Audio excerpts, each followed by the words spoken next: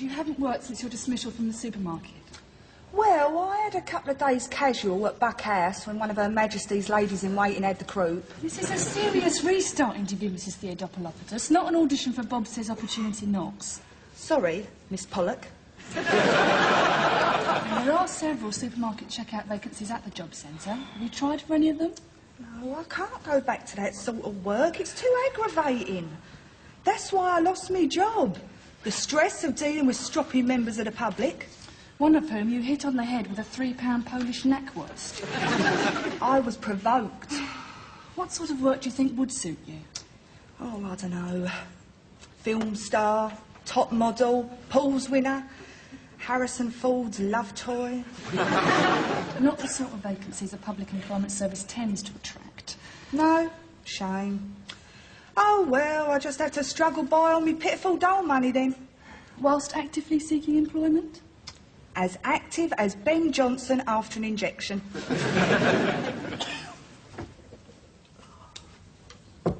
Come in.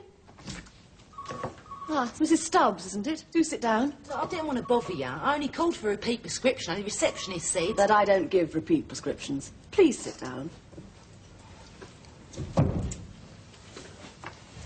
I see you've been on antidepressants for 6 months. That's right. Ever since your husband was sent to prison.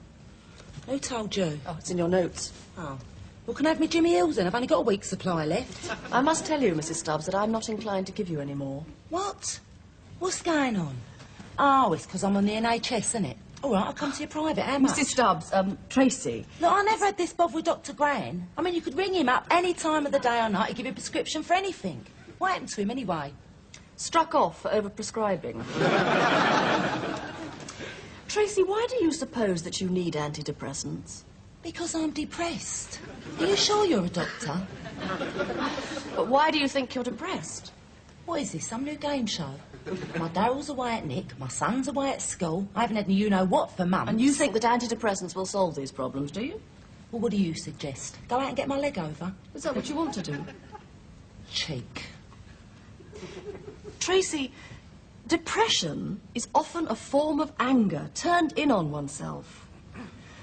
You're probably mad as hell with your husband for getting himself put away. And until you can learn to express your rage... Look, I don't want all this problem page crap. Do I get me drinks or not? Not. What I'm prescribing for you is life, people. Get out of the house. Indulge in some social intercourse. So you are telling me to cheat on him? Why live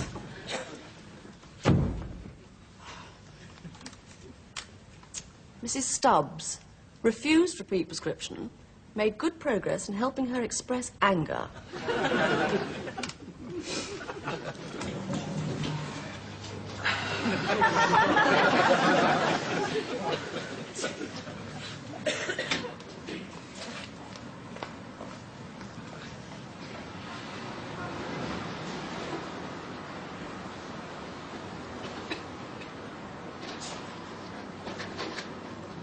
Yeah, great off. Yeah. No, mate, now the lorry stopped with the lights at red light, all this gear fell off the back light, so I was there with my motor, phoned it in, like, yeah. Now, I got none left, son. No. Hey, here, listen, mate, gotta go. Yeah, till I'll be like this. What she says? How's life in the fast lane? Oh, the dole queue's a laugh a minute. Not every day you see a photocopier in your front room. What's going on, Stan? Yeah? Oh, great. Yeah.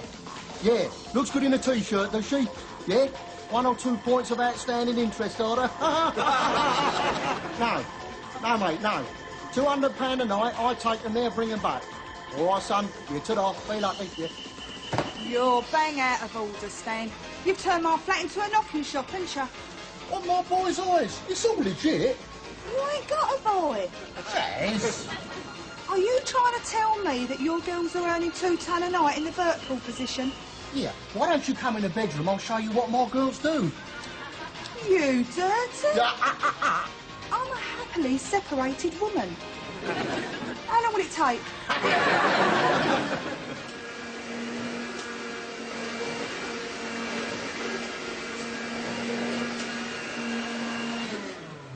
Where's Mrs. Fisher? Having another hot flush, is she? No, I had to let her go. Oh, what? Someone paid a ransom? No, Randy's coming round later for a serious talk. He reckons we've really got to cut down. Anyway, it's stupid for two healthy 30-year-olds to employ an unhealthy 60-year-old who needs massive hormone replacement therapy before she can get a support hose on of a morning. No, I'll pay for Mrs Fisher. There. 50 quid. Where's this come from? Stan, Who's Stan? the spiv what's subletting me flat for a warehouse. Look, the Stones are at Wembley all next week, right? And Stan reckons I can flog a couple of hundred of these T-shirts a night. I'll get a quid each. Well, they're bound to do well, because the official tour T-shirts cost a tenner. These are only a fiver. What, you mean they're pirate? Yep. Personally printed by Captain Birdseye. So you're doing the Stones out of their rightful? Oh, don't, Trace, you'll make me cry. Poor old Bill Wyman. He'll really be struggling to raise his wife's school fees, won't he?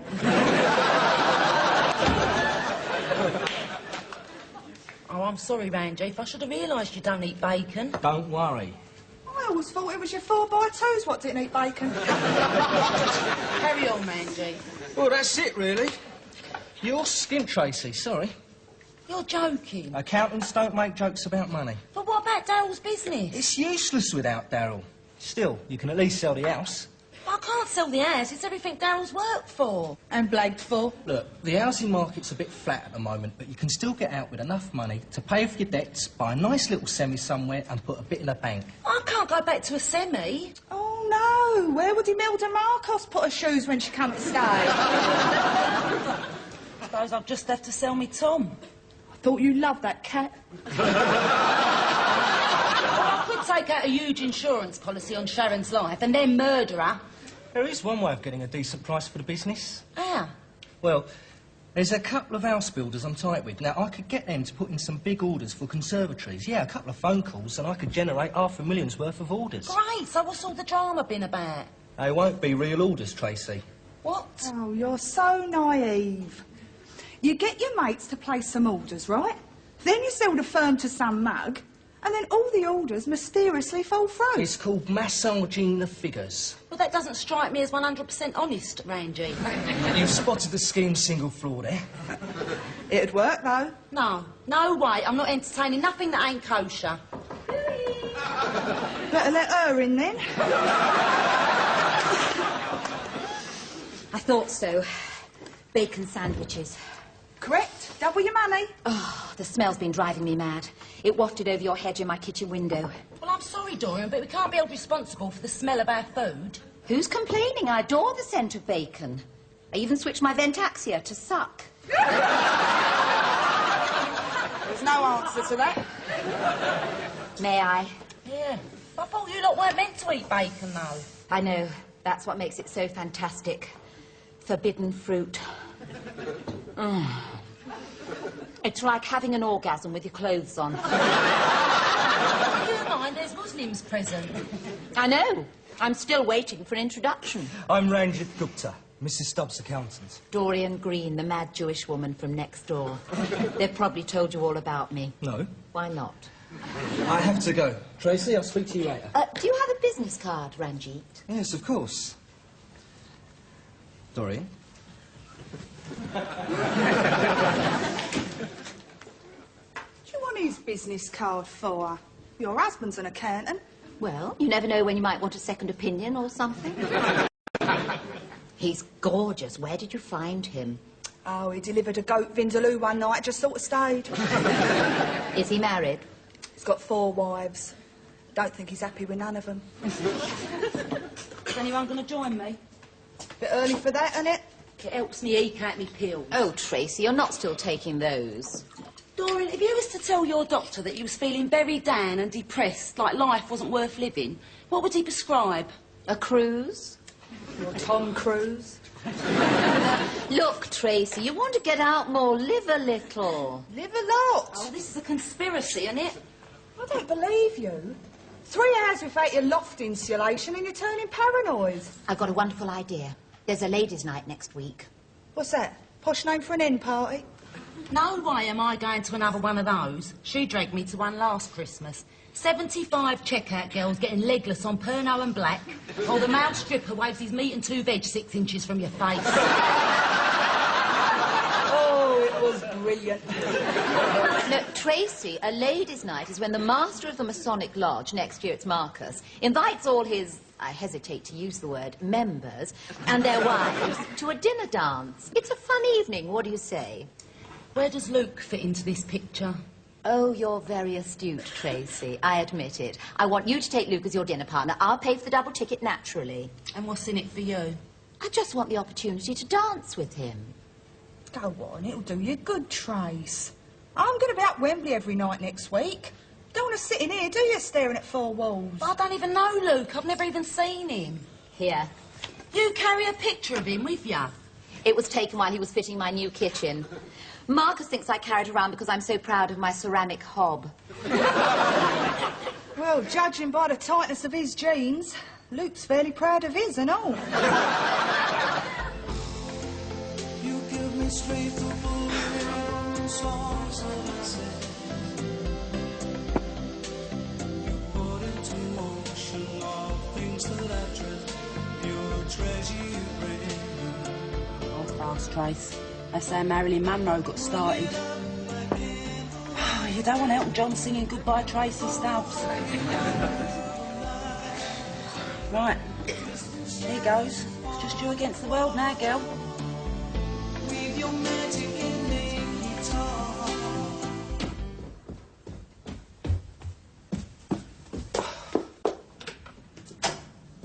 Ranjith, what do you want? I'm just going out. I know. I'm your date. What?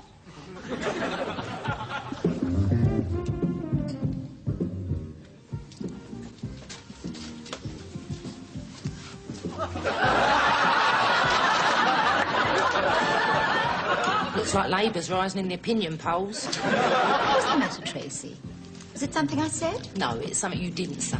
You forgot to tell me about the late substitution you made to tonight's team. Oh, you mean Ranjit? I thought you'd be pleased. You know him. He's a very presentable dinner partner, a lovely dancer. Oh, and how do you know? Been practising the horizontal conga with him, have ya? So where's the king of the kitchen fitters, then? I've treated Luke to a medium-density fibreboard appreciation course in Birkenhead. Oh, he must think it's his birthday. He'd only have been out of his depth here. Ranjit's a man of the world. Luke's just a callow youth. He doesn't even have his own dinner jacket. So you ain't only cheating on your husband, you're cheating on your lover, too? It must be nice to see the world in such simple terms, Tracy. Oh, what, you mean knowing the difference between right and wrong? Well, I'm surprised at Ranjith. I mean, he's supposed to be engaged, isn't he? Yes, Tracy. But I don't think his fiancée will be too upset, seeing she's only 9 years old and lives with her granny in Karachi.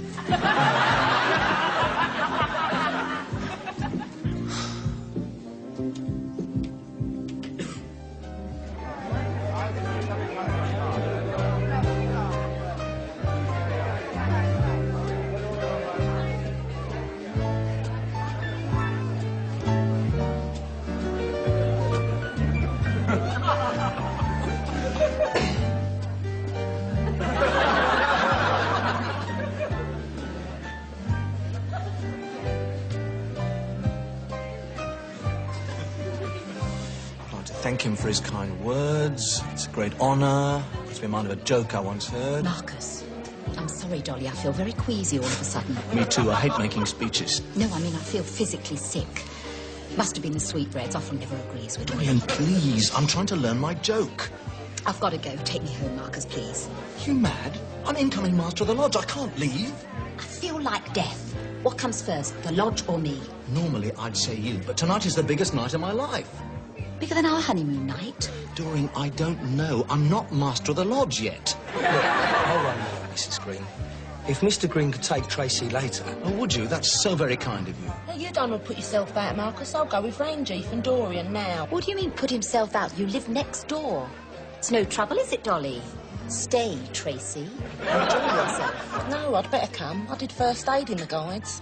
There's no need for you to spoil your evening. But suppose you come over all faint in the car. Who's going to loosen your clothes? Ranjith can't take his hands off the steering wheel. It's OK. I've got power steering.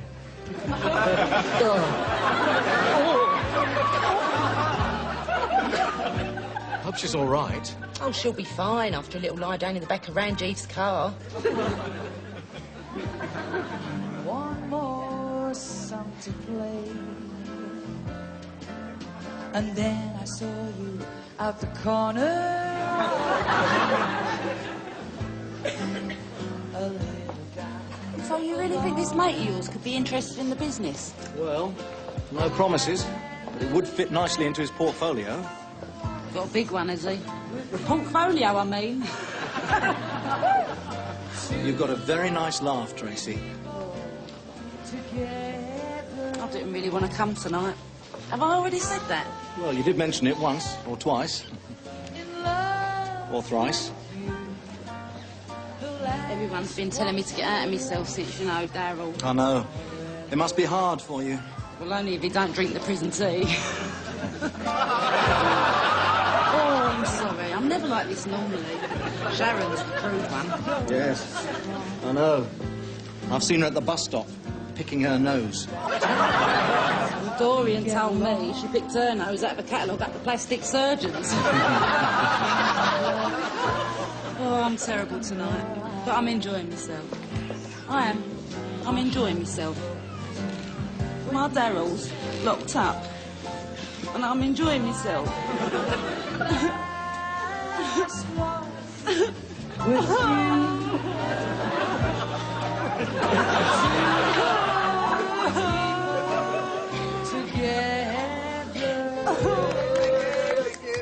And the winner, with a total sale of 997 T-shirts, is the enterprising Mrs T. Sharon. Thank you very much. Couldn't have done it without you, Stan. Here, Shaz. Let's call it a grand. Hey! Brilliant. Oh, here, Susie Wong. 4 bottles of pills. Pills? You want chemist? No. Pills lager. God blimey, she must have come on the same boat from Hong Kong as my T-shirts. She speaks better English than what you do Chinese. Oh, you like the Stones? Stones? Stones. Oh, Stones! Ginger wine, whiskey mac. Oh, my God, I know the Rolling Stones. You know, brown sugar, satisfaction. Listen. Now, look, get us 4 menu Ds with extra crab claws, some of that crispy duck stuff and some of that plum sauce. Oi, where does she think she's going? Hey, here, Tosh, here, Mr. Wu. I was just giving your compatriot our order.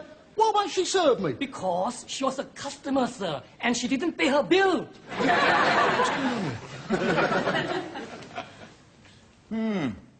Your husband's done some very nice work. I know. If only the silly sod had stuck to sticking up conservatories instead of security vans. Our other halves often do things we don't always admire or understand.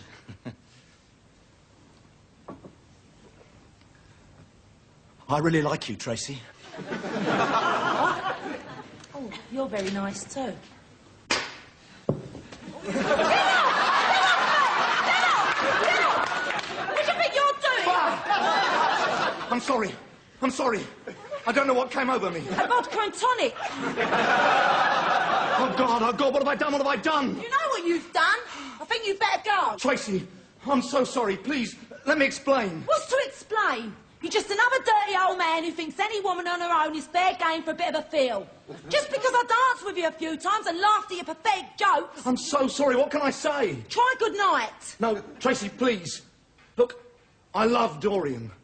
You've got a funny way of showing it. It's just that she's not interested in, well, you know... In you?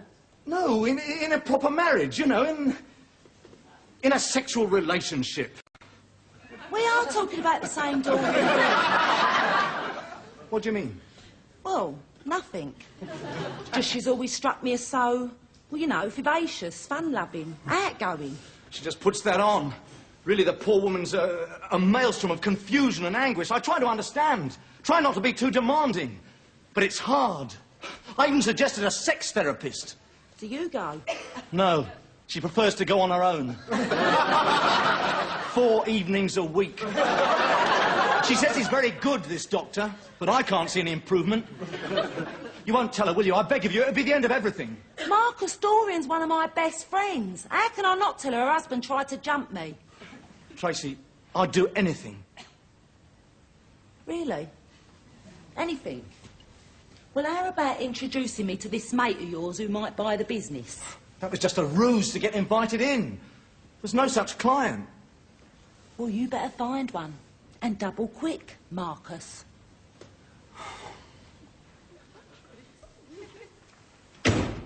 Morning. Have a good night. Depends what you call good. You? Yeah, not bad. Yeah. You know I don't eat biscuits. Go on.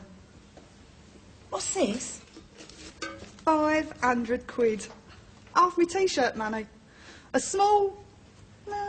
large contribution to the running of this hotel. Oh, Shal, you're great. I know. I'm to stay in Edmonton later. It's my signing on day. Oh, you ain't still collecting the dough? Of course I am. But you've just made a fortune. That's cheating. Don't start all that again. Look, Tracy, when you sign on, an indignity you've never had to undergo, you have to claim that you haven't worked for the previous 6 days. Well, I ain't, have I? I've worked for the previous 6 nights. That's splitting hairs. Oh, I got goody two-shoes.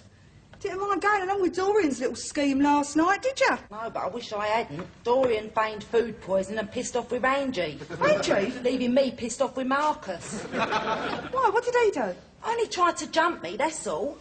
One minute he's spinning me this moody that he might have a client to buy the business.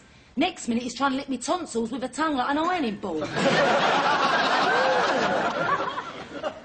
So what did you do? I didn't do nothing. I ain't you. So what happened once you repulsed his bestial advances? He was distraught, begged me not to tell Dorian. Which you wouldn't. Of course not, but he weren't to know that, so I stiffed him. I told him that unless he really found someone to buy the business... Oh, so you blackmailed him? No, I wouldn't really tell Dorian. She probably wouldn't give a monkey's anyway. It's still blackmail. I don't believe you, Trace. Mind you always was a right little hustler. Who, me? Yes, you. I remember the way you used your body to get Daryl. What do you mean? I wouldn't let him touch me till we got engaged. Exactly. That's the way to land a rich husband. Well, Daryl didn't have nothing when we started going out. He was on his uppers. Tracy, everyone was on his uppers. He was the amphetamine king of Stoke Newington. Why don't you just shut up about Daryl? I'm sick of hearing about him. What? You're always going on about him. I know I am. Stupid sod he is. I'm in this mess because of him. Because he always wanted more and more and convinced me I wanted more too. I was happy when we was up his mum's. I loved that little house in Leytonstone. The semi in Whip's Cross was great, but it weren't good enough for him. Oh, no. We had to live in the same turning as Bobby Moore. Nothing less would do. I went along with it. Thought it was all great. The business was booming. Everyone and his dog wanted a conservatory. Hey, see, calm down. Have a pill. I haven't got any pills. And if it weren't bad enough Daryl getting banged up, I have to get landed with a sister who's trying to fiddle away into Holloway and a neighbour who wants me to act as a decoy. Sick and tired of everyone leaning on me.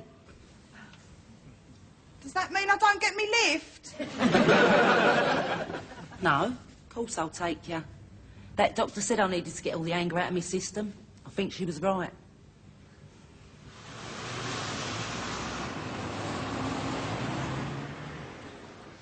It's not very nice here, is it? Not very. In fact, Joan Collins has threatened not to come back till they redecorate. Everyone looks so downtrodden. It's because they are, Tracy. Welcome to the backside of Thatcher's economic miracle. Oh, don't start getting all Ken Livingstone with me, Sharon. You don't have to sign on. You've got somewhere nice to live. You can earn good money. Look, if I'd have known I was going to get this sort of ear bashing, I'd have come on the bus. Why should I feel guilty about fiddling a bit of dole money than what you do about ripping Marcus off for 50 grand? Because what I done for us, and what you're doing because it's too easy. Gives her the right. Can I have your card, please? What? Oh, right, yeah. Cheers.